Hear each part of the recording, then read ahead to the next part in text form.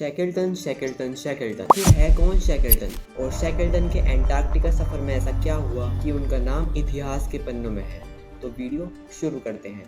तो बात है 5 नवंबर 1914 की। अर्नेस्ट शैकल्टन ने 28 क्रू मेंबर्स के साथ एंड्योरेंस नाम की शिप से एंटार्क्टिका के लिए निकलते हैं। शैकल्टन एंटार्क्टिका जैसे कॉन्टिनेंट जिसका टेम्परेचर -50 डिग्री सेल्सियस के आसपास होता है, उस कॉन्टिनेंट को पैदल पार करना चाहते थे। महीनों तक समुद्र में चलने के बाद 18 जनवरी 1915 में ये जहाज वेडल सी में फंस जाता है। महीनों तक जहाज नहीं निकल पाता, लेकिन फिर आता है सर्दियों का मौसम, जिसका मतलब है कि अब एंटार्क्टिका में कुछ 2 से 3 घंटे का सूरज निकलेगा। फिर शैकल्टन अपने क्रू मेंबर्स को पूरी सर्दियां जहाज में बिताने का आदेश देते हैं।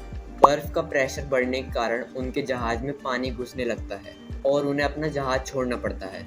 27 अक्टूबर 1915 उन्हें धमाके जैसी कुछ आवाज़ सुनाई देती है और वो देखते हैं कि उनका पूरा जहाज बर्फ के कारण टूट जाता है, टुकड़ों में बिखर जाता है। शैकल्टन का एंटार्क्टिका को पैदल पार करने का सपना तो टूट ही जाता है, लेकिन एक बड़ी मुसीबत आ खड़ी थी कि अब घर कैसे जाया जाए। शैकल्टन बर्फ के टुकड़े पर ही कैंप लगाने का फैसला करते हैं। अब उनके पास सिर्फ 1 महीने का राशन बचा था, सिर्फ 1 महीने का। फिर शैकल्टन फैसला करते हैं कि वो सब पॉलेट आइलैंड जाएंगे, इस उम्मीद में कि उन्हें मदद मिल जाएगी। शैकल्टन और 28 क्रू मेंबर्स अपना सामान बोट्स और स्लेजेस पर रखकर चल देते हैं। कुछ समय बाद अब उनके पास ज़्यादा कुछ खाने का भी नहीं था।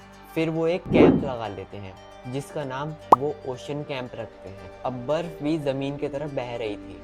महीने उनके इस कैंप पर बीत जाते हैं। फिर एक दिन वो सुबह उठकर देखते हैं कि वो पॉलेट आइलैंड से आगे निकल गए हैं। 7 अप्रैल 1916 शैकल्टन को क्लैरेंस आइलैंड दिखाई पड़ता है। इससे उनकी उम्मीद जाग जाती है, लेकिन तभी हवा ने अपनी दिशा बदल दी। बर्फ का टुकड़ा गलत डायरेक्शन में फ्लो करने लगता है। सभी की उम्मीद टूट जाती है। थैंकफुली कुछ समय बाद बर्फ का टुकड़ा सही डायरेक्शन में फ्लो करने लगता है।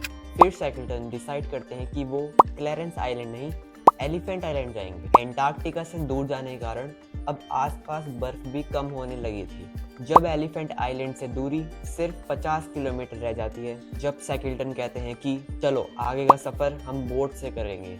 फाइनली 15 अप्रैल 1916 पूरे 497 डेज बाद उन सब के नीचे ज़मीन होती है। वो सब एलिफेंट आइलैंड पहुंच तो जाते हैं, लेकिन मुश्किल अभी भी ख़त्म नहीं हुई थी। अब सवाल ये है कि इस आइलैंड से घर कैसे जाया जाए।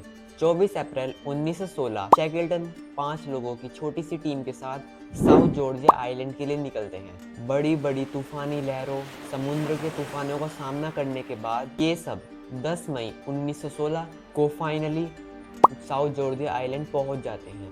साउथ जॉर्जिया आइलैंड में शैकल्टन कुछ क्रू के साथ बहुत बड़े बड़े और खतरनाक पहाड़ों को पार करने के बाद फाइनली उन्हें इंसान दिखते हैं। वो सालों के बाद इंसानों को देख रहे थे, लेकिन उनकी प्रॉब्लम अभी भी खत्म नहीं हुई थी, क्योंकि एलिफेंट आइलैंड पर उनके 22 क्रू मेंबर्स अभी भी फंसे हुए थे। 25 अगस्त 1916 शैकल्टन येल्चो नाम के जहाज को लेकर अपने क्रू मेंबर्स को रेस्क्यू करने के लिए निकल जाते हैं और ठीक 6 दिन बाद वो एलिफेंट आइलैंड पहुंच जाते हैं। और शैकल्टन ये देखकर शॉक हो जाता है कि 22 के 22 क्रू मेंबर्स जिंदा थे। किसी ने भी हिम्मत नहीं हारी थी और सब अपने देश वापस पहुंच जाते हैं और कोई भी आदमी नहीं मरा था, सब के सब जिंदा थे। ये सर्वाइवल स्टोरी हमें ये बताती है कि अगर कोई इंसान उम्मीद नहीं छोड़ता है तो वो कुछ भी कर सकता है। अगर ये रियल सर्वाइवल स्टोरी अच्छी लगी तो प्लीज़ लाइक कर देना, चैनल को सब्सक्राइब कर देना, और अगर वीडियो पूरी देखी है तो दिल से थैंक यू। तो मिलते हैं नेक्स्ट वीडियो में। बाय।